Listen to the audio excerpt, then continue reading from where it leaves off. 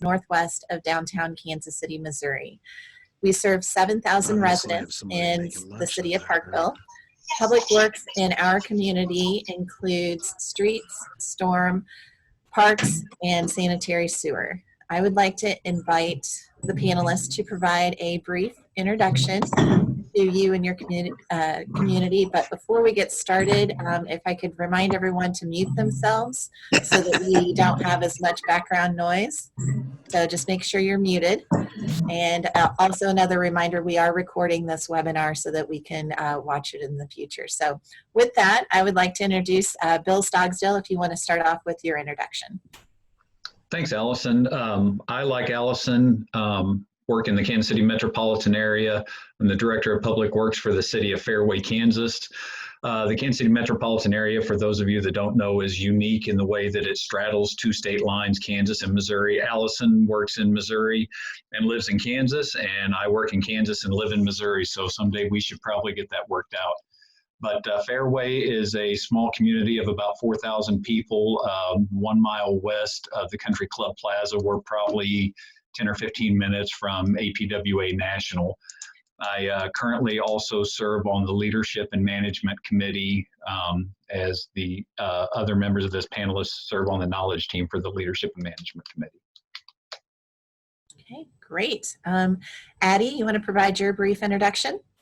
Sure. Thank you, Allison. Greetings, everybody. And my name is Adi Javed, and I'm the Managing Director for Kirschner Group. We specialize in asset management and engineering throughout the nation. And I'm also a former city engineer and public works director for City of Payne City here in Florida, which is about 20 minutes southwest of Disney. So if you know Mickey Mouse, you know, I was literally very close to Disney and to the Mickey Mouse, and had the good fortune for serving a community of about 25,000 people. And in addition to that, I would also like to add that I'm a member of the Knowledge Team for Leadership and Management, and I'm also the chapter chair for Leadership and Management Committee for Florida chapter. Thank you, Allison. Great. Andrea, you want to provide your introduction? Sure can. I can't compete with the Disney proximity, but I do. I'm up in Canada. I live about 20 minutes away from Niagara Falls, so it's about the closest we can get to Disney. My name is Andrea. I have been a licensed engineer for about 28 years, and also a member of the committee, Leadership and Management Committee Knowledge Team. And I've been in some form of public works or utility management and drinking water since the early 2000s, including getting through the SARS pandemic and a very huge drinking water tragedy in 2000. So both of those have really shaped things in Canada and Ontario in respect to pandemic and emergency response. But that said, we still had no idea that we were as unprepared as we were for what COVID brought us, which is really why I wanted to participate today. My most recent role was as a Director of Public Works at a municipality in Niagara, and now I'm consulting as well, but for that reason alone, just to share experience in leading large groups of people, small groups of people, and small municipalities as well. Okay, great. Well, thank you very much for that introduction. We're going to roll right into the questions. If you have a question that you would like for us to cover, we're going to try to get done by in an hour if we can. I've got several questions, but if you've got a question, feel free to type that into the chat box. That'll help us to kind of help with the flow of the program.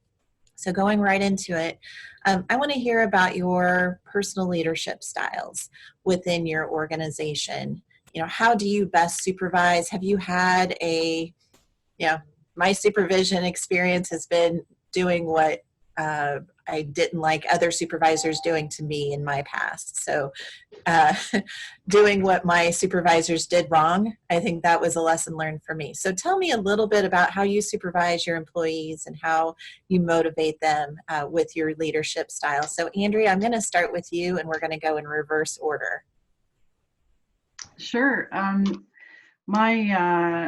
my style has not changed really since day one, and regardless of the size of the group, it has been about making sure that we connect in with people regularly, look back a lot. We do a lot of review to make sure, obviously for staff, to have that feedback on, let's look back and see what we've accomplished, what challenges we had, but also to communicate that to the public, the council, committee, making sure that we're not always, as good as it is looking forward, we're also making sure we're celebrating what has happened in the past and what kind of boxes we've ticked, because you lose sight of that very often and don't carry some of those lessons learned forward.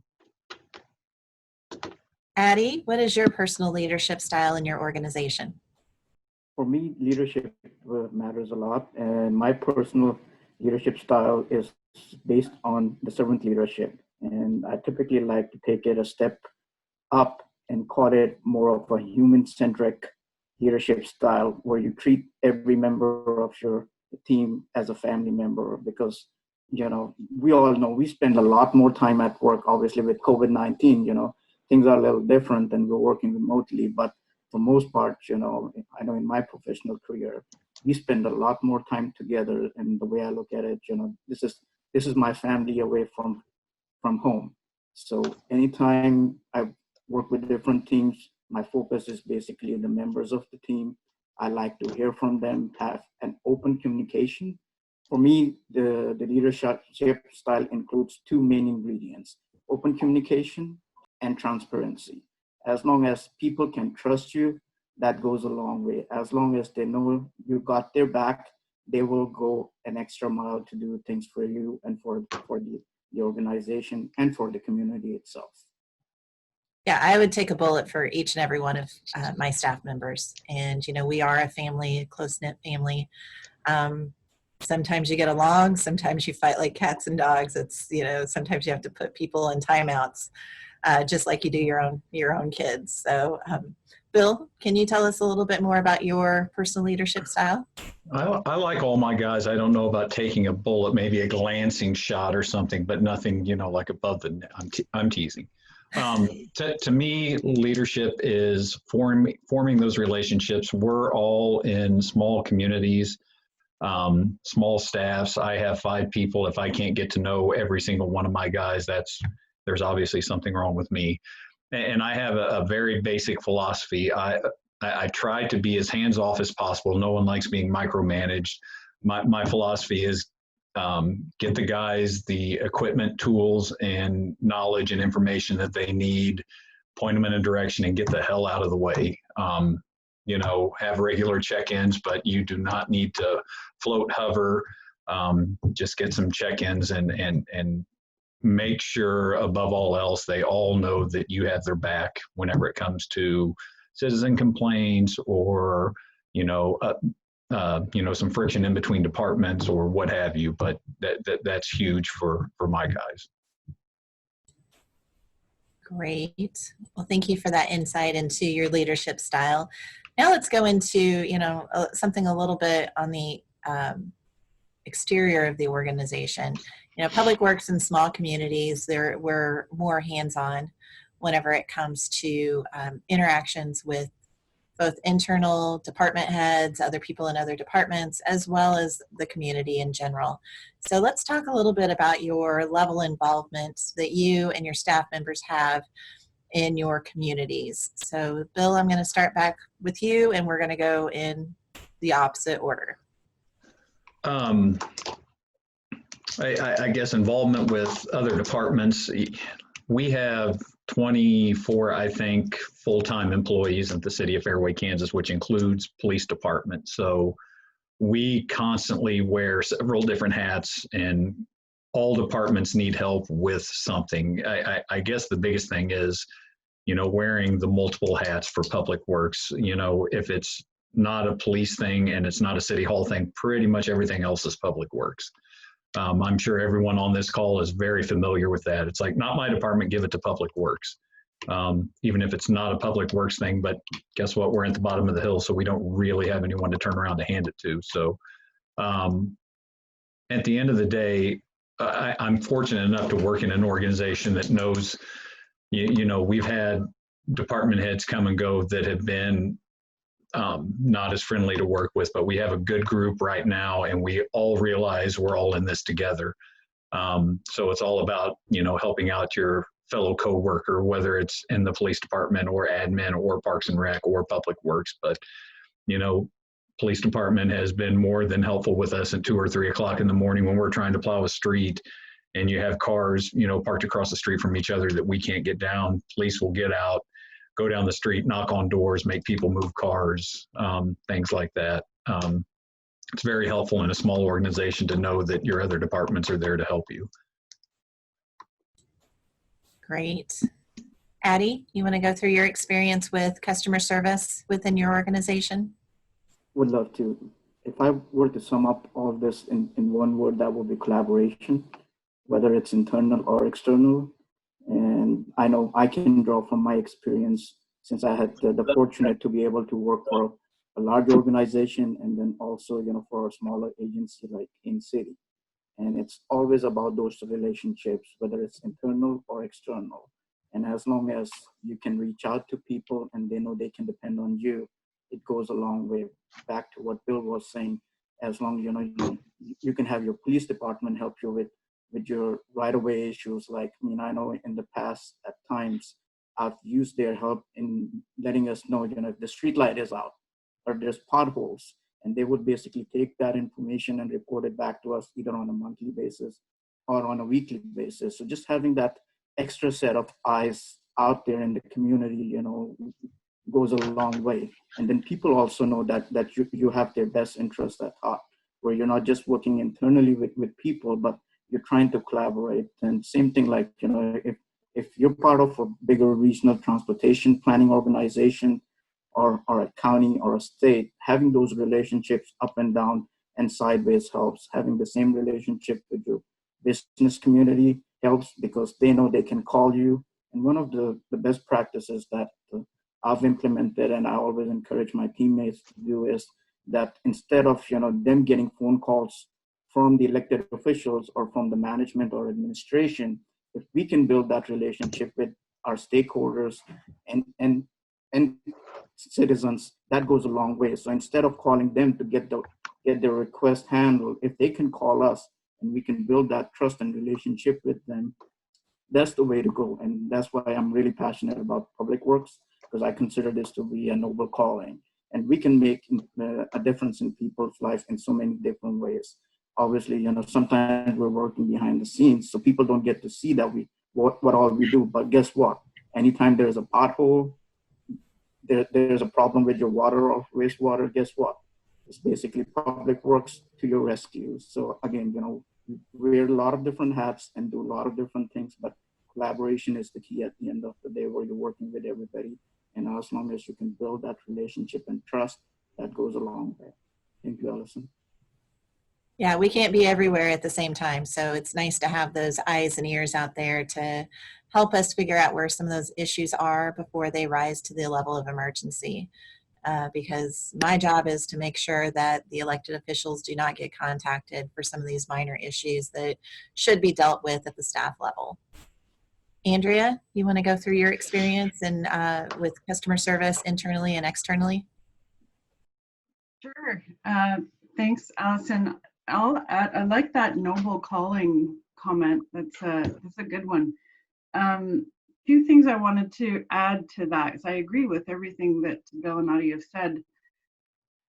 In reality, I do find, to speak frankly, sometimes we would find that the groups, the departments themselves, if for frontline response directly to residents, occasionally you would have, say, the water operators responding to an issue, know quite quickly that maybe the issue at hand is more something that is roads related. Say it was a flooding issue, or they know it's kind of, well, this isn't us, this is more roads. And it took some training to be able to make sure that the staff that are directly dealing with the public were messaging that correctly and not saying, that's not us, you got to call roads. but instead trying to still be responsive and to know that this is a team approach and no finger pointing. It's not competitive by any sense, but we would find sometimes it was easy to dismiss it and get on to the next complaint or the next response and say that's for roads and kick the work order over, where the person standing on their front lawn, that resident, is left feeling a little bit unresponded to. So we did take some extra time to make sure the messaging with staff were understanding that we're all one town or one city or one township, that they still want a response, regardless of whether it's in your group or not. So we took some time with that. And the other thing that we found that was really helpful, we started in one of the meeting rooms within Town Hall. It was called a Wall of Honor, and it really just had, if people received letters, cards, some sort of acknowledgement, an email response back after the fact about a job well done, or a resident who said you took the extra time, rather than just having that email go to them or maybe to their supervisor, we printed it and put it on the board. And this would be a meeting room that would be open to the public. People could come in and see this great wall that had photographs or acknowledgement back anytime there was public interaction and they were being recognized for that. We wanted to make sure we really propped it up with the group. I love that wall of honor. I love that idea of trying to get those attaboys out there. Yeah. And yeah, the city, it's one public works. You can't finger point. At the end of the day, we're all problem solvers trying to assist our community in any way that we can do it. There's a lot of times that I'll get calls that are even outside of the city's domain. We don't manage our water department, but I probably get more water related calls than the water company does. And I end up, having to develop a great relationship with the water department and communicate directly to them some of these issues so that they can get solved in a faster, more efficient way. So just developing those relationships and trying to see how I can better serve the community has been helpful. Let's move on to training. Training is a large part of the success of an organization. In small communities, we have to be very creative when it comes to training our employees, whether it's on-the-job training or external training. This requires both time and money that a lot of small cities don't have an abundance of either. So what kinds of resources do you guys utilize either internally with like mentorship programs or other staff members, or externally with other organizations to help better prepare your staff, either when you're onboarding your staff or continued professional development? So Andrea, I'll start with you and we'll go back in the opposite direction. Sure, thanks, Allison. The training in Ontario is the training specifically for water and wastewater staff is quite heavily regulated. And so it brings that group into a bit of a different realm than the rest of public works staff, mostly because they have a minimum number of hours that they have to put in. Maybe it's the same in the States. So they are usually actually trying to squeeze in as much training as they can. It's actually a challenge to get the training hours in the year, where the rest of the group, sometimes it was a bit of looking for motivation and really trying to find training opportunities that would light up some staff that would motivate them to go. So it's kind of two camps there. And we find here, because of we're in the Greater Toronto area, there's quite a few municipalities densely packed close together. There are a lot of working groups here. So they are like a working committee, informal committee that has membership from a variety of municipalities, maybe 20 to 30 municipalities, but all coming together on a certain subject, inflow and infiltration or project management. The range is huge, but it allows people of any capacity that have a common interest to come together in a working group just to share ideas amongst each other. Kind of, what did you do? What did we do? Which worked better? And then as well, of course, the standard pick list for formal training and working on the job, really capturing what that on the job training is to make a good package for signing up for onboarding new staff. But we found the working groups is probably one of the strongest means of getting people connected and sharing real industry, practical, applicable, relevant experience locally. Yeah, even just having a support group of getting people together. I like those work group ideas of getting people together. You know, you can talk about the good, the bad, and the ugly. You can talk about all the ways that things went wrong and how you could have done it better so that next time you'll know, and having some of those conversations. Addie, do you want to go through your ideas for training some of your staff members, either internally or externally? Yes, ma'am, would love to do that. Actually, I'm big on training, and I'm also pretty big on the involvement with professional associations such as American Public Works Association. And I look at this as an opportunity to be able to give back to the community. And that always goes a long way. Back to like Andrea's point about having those support groups is key. But sometimes building those alliances through involvement with professional associations like APWA and being involved with the committees like leadership and management committees, can also be a great help when you're looking for resources.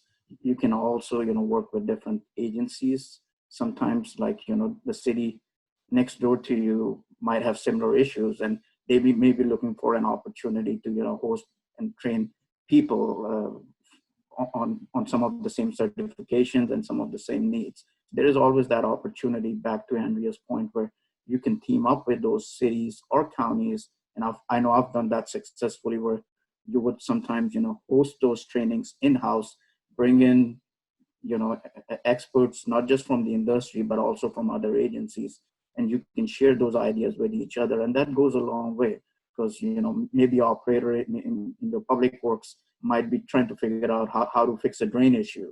And the city over next door, may have already come up with some kind of a solution to that problem. So having those two people talk to each other can go a long way. And in addition to that, one of the things that you can do is that, through involvement with the professional associations is there are a lot of free resources, like leadership and management committee has a lot of resources that can be a good way of, learning things. And some of those obviously require time and commitment. And for a smaller agency, that sometimes is not as abundantly available as you would like. So, you're always struggling, especially public works is such a diverse group.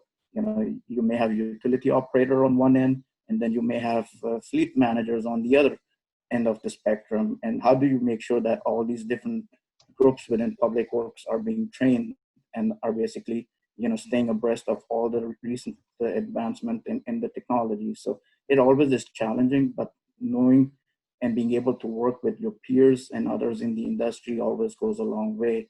And again, I think you'll hear me say that over and over again, that in leadership, collaboration, whether it's within your organization or with people, across the region, always goes a long way. And as long as you can build those relationships, there's always opportunities to cross-train people. And that was another thing that you can do, is sometimes if you're kind of, maybe little limited on the budget and the funding, you can always offer to cross-train people, or kind of have a shadow program where, maybe some of the young engineers or young professionals can shadow your managers and just follow them around. And I know I've done that successfully in my career, and that always goes a long way, because people tend to appreciate that. And sometimes they also, I guess, get a better feel for what we do on a day in and day out basis, because sometimes it might look glamorous from outside, but once you're sitting in that chair, and I've offered that to my teammates at times, it's like, if you ever want to feel what I'm going through on a daily basis, you're more than welcome to exchange seats with me. I'll go do your work for a day, and you'll be in my shoes, and then experience it yourself. And every time I've done that, they'll come back with more questions, and that's always helpful. So as long as, you're open and kind of, keeping a progressive attitude about how you can train people, there's so many different opportunities that it can be done. Great. Yeah, public works is glamorous. you know.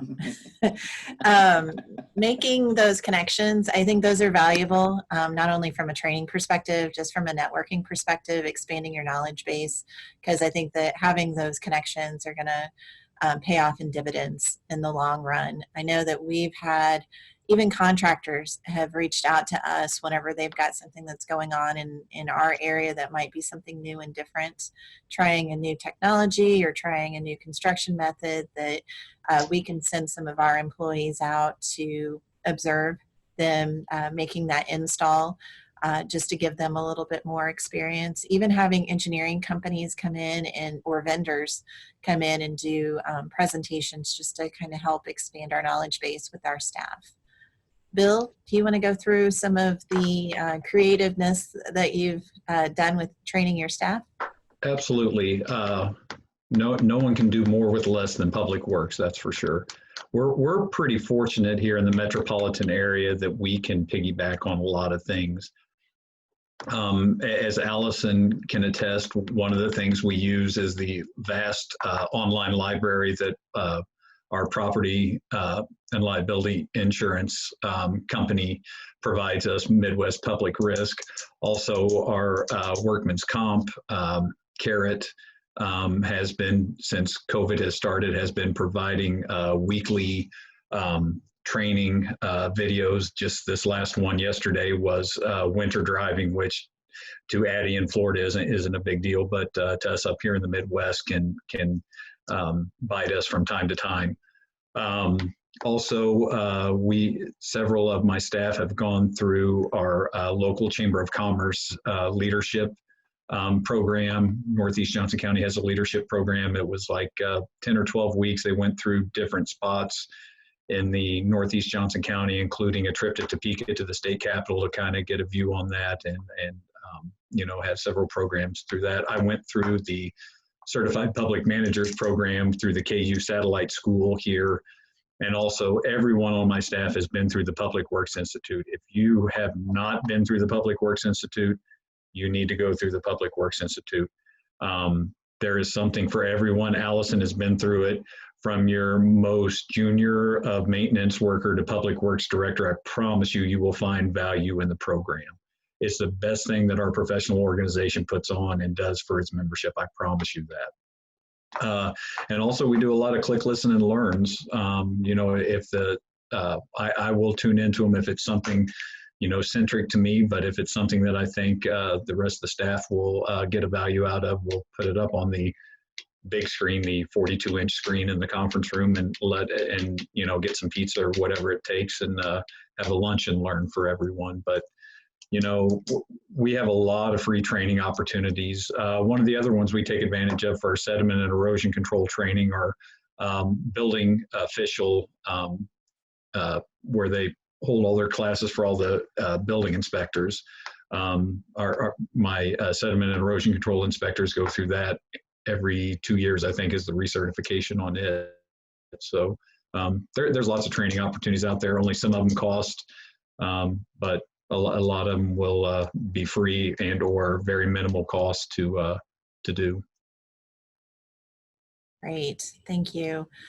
We did have a question come up on the chat line, so I'm going to circle back to that, and then I'll get back to our regularly scheduled program. Do you use formal employee review process, and does it include nominal performance ratings? So what kind of review process do you do for your performance evaluations for your staff? Bill, you want to start off with this one? Sure, we actually do two. We try and do one mid-year and then one at the end of the year that we tie our performance-based merit increases on. But I'm not a fan of surprising anyone. I like to do a mid-year review and say, hey, here's some things I'd like you to work on. And then hopefully they will get that corrected by the end of the year. But if they don't, they knew that was out there and that was something that we were expecting them to work on.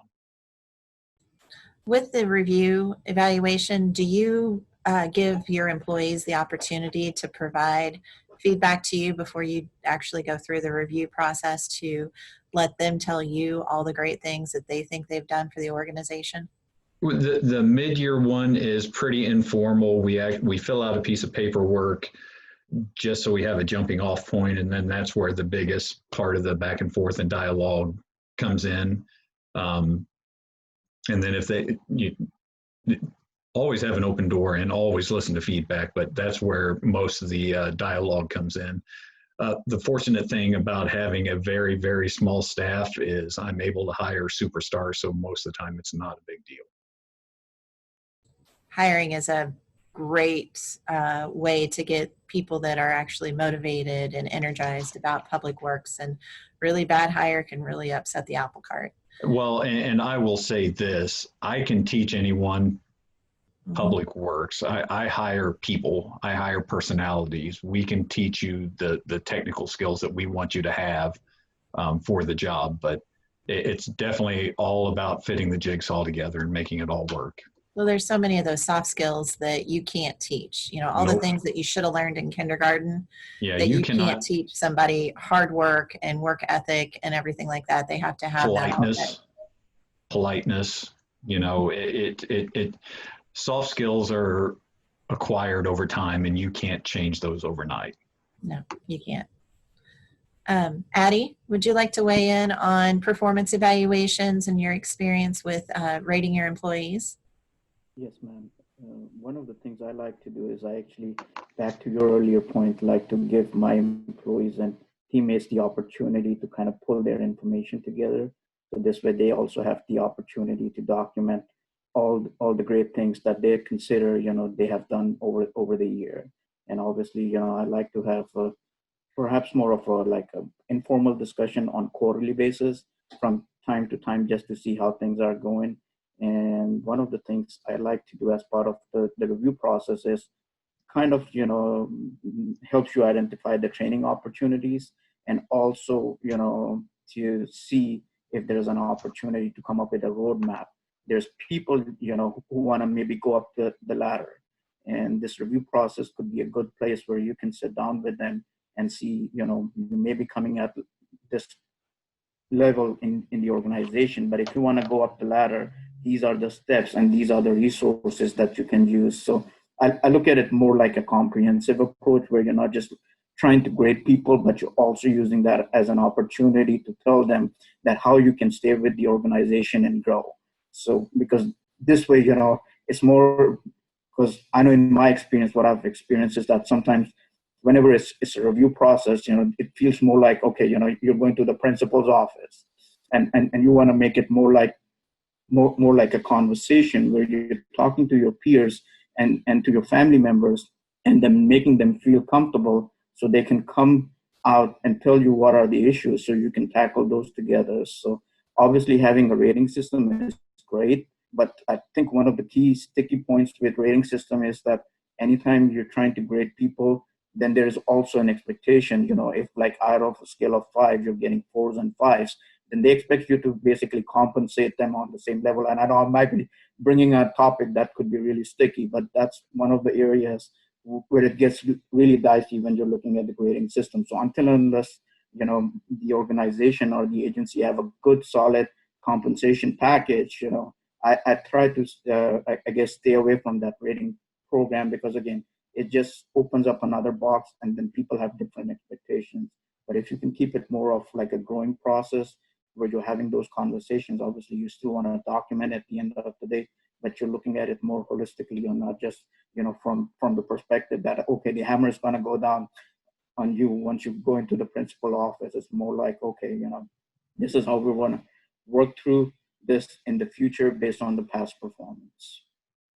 Yeah, and there shouldn't be any surprises whenever the performance comes around, you know, once a year. There should be that continuous dialogue throughout, and the employees should know where they stand with their supervisor before that meeting ever happens.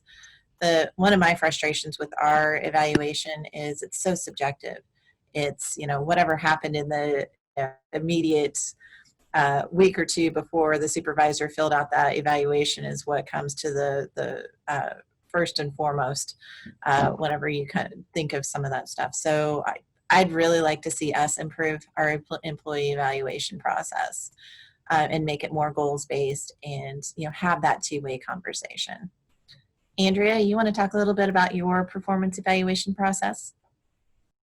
Sure, I would love to. I have a lot of passion for this particular subject, and I think that in both my experience consulting and on the municipal side, I've found that a lot of times this evaluation type process is lacking a purpose, or the purpose is not defined. So if the purpose is to evaluate for the basis of establishing some sort of merit value or bonus or related to pay raise, it's quite different than an evaluation process for perhaps the benefit of the employee or for the department metrics. There's so many different angles to come at it.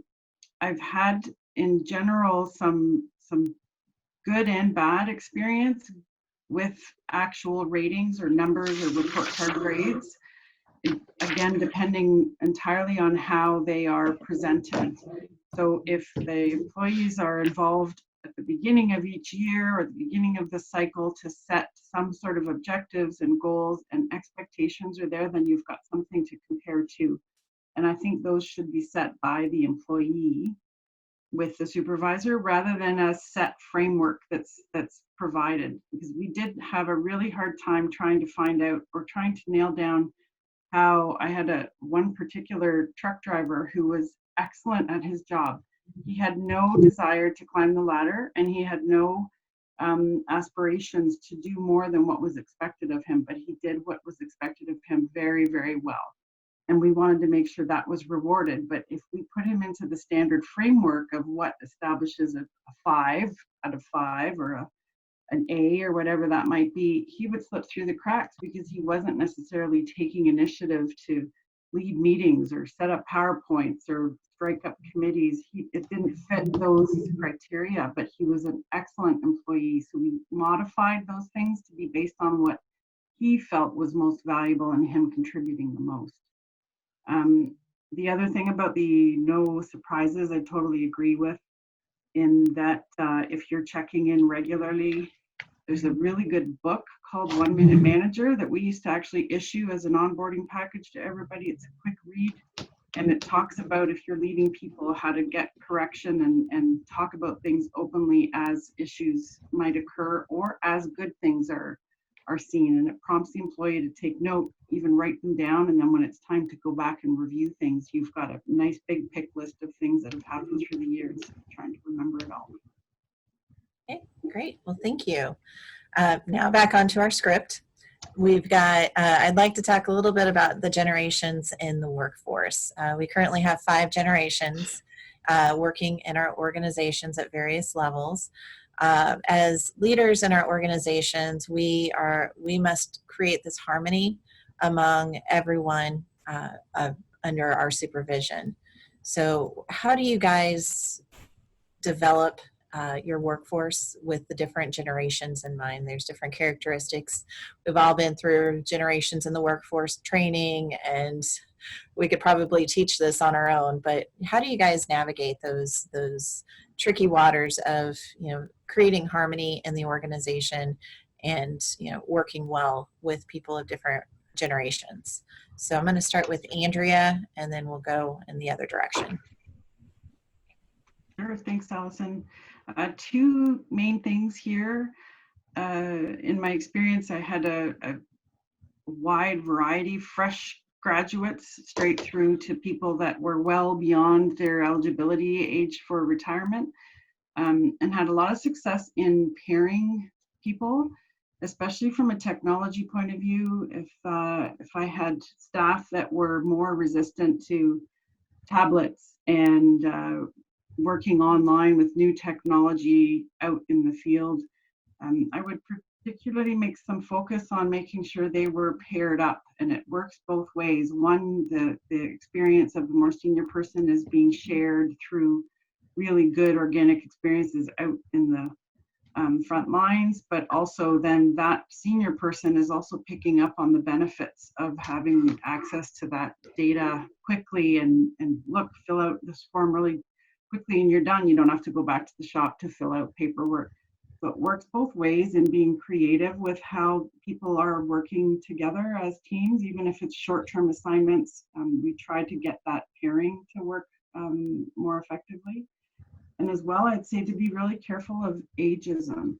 And myself, I was guilty of it. Here I was thinking I was doing a favor by acknowledging the seniority of certain staff and having them relieved of having some of the duties that we would typically assign to, you got to go down in the hole because you're the junior staff, where they wanted to, we were making ageist type decisions where the senior staff still want to be able to be down in the hole, doing the water main repair and teaching those junior staff the tricks of the trades. We want to be careful not to make those assumptions of what it means to be more senior in that workforce. Great. Addie, how are you bridging the gap with the generations in the workforce?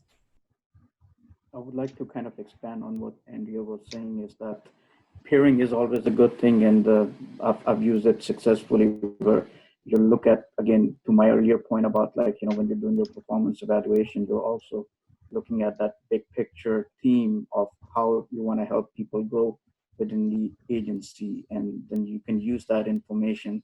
If there's people who aspire to be a public works director or a city engineer, or want to be more in the leadership role, then you pair those people up with the right folks in the agency. I actually did it with two of my retiring superintendents, and what was interesting is that when I actually got appointed as my first gig as a public works director, within 6 months of my being on the job, two of my key superintendents were set to retire, and I'm trying to figure out how am I going to capture all that institutional knowledge and be able to pass that on to the people who are going to be taking on those responsibilities. So having those open conversations with those superintendents, and also getting their feedback in terms of what are the capabilities and skills of different people within your organization, and then pairing it based on that, not just the aspirations, but also based on the skill set, and then letting them learn from the best, or let them learn from the people who've been doing this, and who can probably do it in their sleeps, is a good way to go. And that always helps, because again, you can teach everything that we do here in public works using a book. You need that hands-on experience, and the only way you can do it is by being more hands-on on being out in the field. And I know I take pride in doing that. I mean, I obviously don't like to basically be a burden on my teammates, but at the same time, just being out there with them at time in the field and answering their questions helps, because you can give them different perspective even during that training. Okay, you may be just looking at it from the operations perspective or more from the technical perspective, but this is how you would be able to address this issue and be able to respond to a citizen's request, a customer service request that might come in, or even an elected official. And I know I kind of expanded that topic we're discussing, but I wanted to basically make sure that all these points are being tied together, because sometimes when we're doing this thing, it goes back to your earlier point about soft skills, and and that's one of the key things. I know I've done that with at least one of my superintendents, and he's still doing a great job, but in the beginning he was rough, what we will call rough around the edges. But him being able to work with the superintendent for 6 months, he is a different person. You wouldn't even be able to figure out that he's the same person, because if you were to pull his personal files, he had been written up so many times, and then within a matter of 6 to 9 months, all of that shifted, and now he's one of probably the most looked upon person in the agency. So you have those success stories, and I feel proud to be able to contribute to the success of those people. Great. And Bill, of your 5 employees, how many of those are different generations? How do you manage generations in the workforce? I think, first off, rough around the edges. I don't know that I've ever heard anything better describe public works in general, but that's beside the point. I do not have a wide variety of generations. I only have 2, but it's communication. Suhan, I don't know how many of you are familiar with Suhan. She is the instructor for the Emerging Leaders Academy, but she once told me that a team full of Michael Jordans is bound to fail. Individually, they may be a great talent, but 5 of them on a basketball court together is not going to work. Everyone brings something different to the table. And while I only have 5 employees, I have 5 employees with 5 attitudes, with 5 sets of problems, with 5 sets of personal lives. That is still something to manage. And you need to learn how to speak everyone's language. Everyone communicates in a different way. Everyone absorbs information in a different way. And and that's my job, to kind of help facilitate those relationships. And like I said, it's all about strengths and weaknesses. It comes down to pairings. I have 5 diverse employees that all have a different set of strengths, all have a different set of weaknesses. And as long as we, try and focus on the strengths and pair them with someone whose strength may be someone else's weakness, that's what it's all about. But that's how we do it here. Allison, I wanted to add something else. One thing I've successfully done is that sometimes your human resources group offers these trainings based on the generation gaps, and I found those really useful. And if you have people within your agency, I would highly encourage them to basically attend that as a training, because it gives you a different perspective. And typically that training would include, like, how do you communicate between different generations? And I know people came back from the training and they said, we didn't realize that this is how Generation X looked at things versus maybe a baby boomer. So it always helps to, if you have those training opportunities, to send your folks to those trainings. And I know I've done something similar for customer service too, because what happens is that how you communicate with an elderly person versus a teenager is completely different.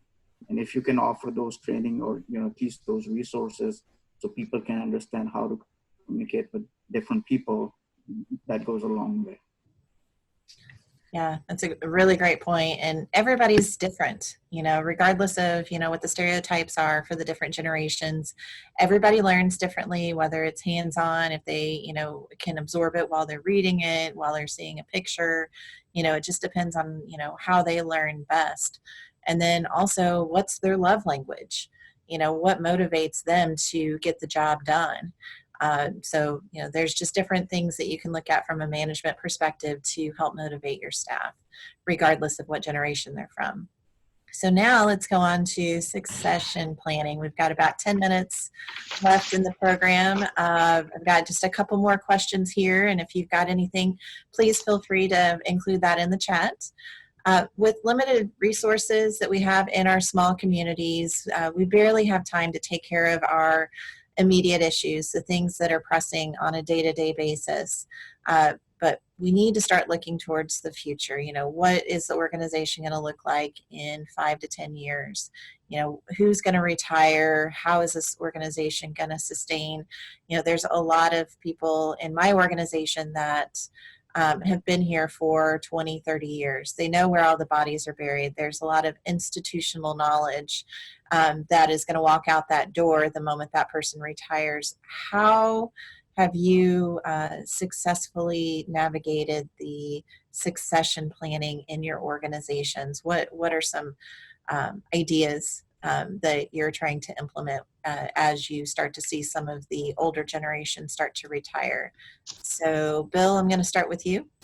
Okay, cross training. I know, and I have met lots of people in this industry that are hesitant to share institutional knowledge or the ins and outs of their job. It baffles me why that is. If they're that insecure in their job, maybe they're not in the right job. You have a value to your organization, whether it's your institutional knowledge or not, but you can't hoard it. You have to share. I mean, you cannot, your employees will not be performing their job to the fullest if they don't understand the full picture and what's going on. And at the end of the day, you know what? I like to take vacations. I like to go down and visit Addie at Walt Disney World. I like to, all the medals right there, those are from running at Walt Disney World. I like to go there 3 or 4 times a year, and I like to go there and not be disturbed. So my assistant director can fully function in this job if I'm not here. And truth be told, you know, it works out well because he always has the out of saying, well, we'll have to wait till Bill gets back to discuss that. But, you know, it has always baffled me, people that have always tried to, you know, keep something on the back burner so they make themselves, I guess, look more indispensable than they think they are. I learned a very long time ago in this career that everyone is replaceable. So you have to, you know, show that you're a valuable employee. You know, whenever I'm fortunately at the point right now where I'm the institutional knowledge, and I'm doing my best to share that with everyone that I know. I've told my city administrator that I'm putting him on notice. I have 8 more years here, so we can start training a replacement whenever you want. But I gave them an 8-year window to figure that out. Great. Addie, you want to go through your strategy for succession planning? Sure. It's kind of a combination between what Bill alluded to, is that sometimes, you know, you want to have that cross-training opportunities, but in addition to that, to Bill's second point, having the opportunity to identify people, you know, who might be retiring in next 5 to 10 years helps. And then based on that information, you know, what I've done is you can create succession planning, and you can identify other people within your organization that you feel, you know, based on their skill sets and soft skills, can basically, you know, jump in and then get them groomed by the people who might be, you know, going out. And to my earlier example, with some of my superintendents, you know, or with some of my division managers, I've done that successfully, where I will pair them up and make sure they understand all the different nuances. And again, nothing is better than that on-hands experience or hands-on experience where you're basically working in the trenches, trying to understand how different things are tied together in public works, because it could be a jigsaw. Great. Yeah, I've always said, you know, try to walk a mile in my shoes for a moment, and this is your opportunity to try to, you know, cross-train and help them out by expanding their knowledge. Andrea, you want to go through your strategy for succession planning? Sure, and I'll keep it short. Looks like we're nearing the end, but I wanted just to note that my challenges with succession planning in the past have not been so much about resistance from staff, but more lack of funding to have someone available to be trained, someone available to shadow the other staff and learn these things. It would be a budget request to get additional resource doubling up in their view, but I would find value in linking that back to usually a municipal strategic plan. If I could find something in a council directive to hang my hat on to say, look, this is your vision to move the town forward to X in the next 10 years. A key part in doing this will be to get over this next hurdle of making sure that certain retiring people or retiring movement of staff or change in organization, that the knowledge transfer happens, and usually working that angle and having the resources come through justification from a strategic plan or that sort of initiative would help me get the funding to get the resources to get that succession plan in place. We just have a couple of minutes left, but I do want to cover COVID. So, you know, it's been a crazy year. And, you know, we've all experienced changes in our organization since March. We have been forced to be, you know, way, way, way outside our comfort zone, which actually isn't a bad thing. How have you guys dealt with COVID in your organization? So I'll just kind of let you guys talk about it however you want. Andrea, I'm going to start with you to cover COVID. Sure. Very briefly, I found the major transition is about making sure that managers or supervisors now have deliberate conversations, deliberate interactions. You can't rely on the little side of the hallway, by the water cooler, in the lunchroom conversations to stay in touch with what's happening with staff. It takes more deliberate reaching out. For the towns that have stayed at town hall and continue to have operations operate, then it's less of a challenge that way. But for staff that are varied, some working remotely and some in town hall, then that's been number one for us, is making sure that your leaders are learning to find new ways to reach out to their people. Okay. Addie, you want to chime in on COVID? Sure. I would like to basically expand on what Andrea said, is that communication is the key, but in addition to that, one of the key things, what I've seen and I've done in the past is that, you have to treat different people like your operations people are still going to be out in the field no matter what, because they still need to be able to respond to different requests. And with them, you may have to be out in the field at times. Obviously, you still need to comply with all the CDC guidelines and everything else, but having that constant communication and staying in touch with them is critical versus the people who may be more on the management side, because you can work with them remotely. But the people out in the field, this, what I sometimes like to describe as touchy-feely people. So sometimes, you want to be out with them so they can still see you, because again, the different set of people, different requirements, and it helps to stay in constant touch or constant communication with them. Management by walking around. Yes, ma'am. Okay, Bill, you want to chime in on COVID discussion? Yeah, real briefly, I think the biggest thing is to make sure all your employees feel safe. Don't have them do things they don't feel safe doing. Ask them if there's extra or additional PPE that they would like, and get that for them. I mean, their perception is reality. And the other thing, as small organizations, don't put all your eggs in one basket. Whenever COVID first started, the first thing we did is we split shifts. So we could have, if one person got it, to where we would not be completely wiped out. And as we move into winter, I would still highly recommend you separate staff as much as possible, limit interaction in the lunchroom and things of that nature. Okay, great. Well, we are right at time.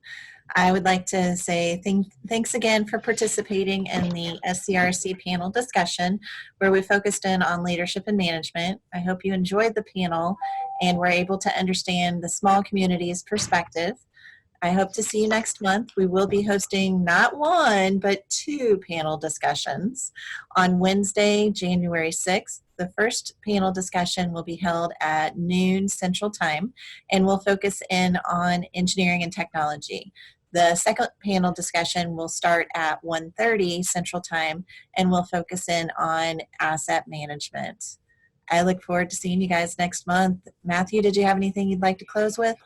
I do not. You took the words right out of my mouth there. I stole your thunder. Yeah. No, it's good. Like you said, we're out of time, and let's get everyone on the 2 calls next month and add to our record-breaking 160 plus registrants for today.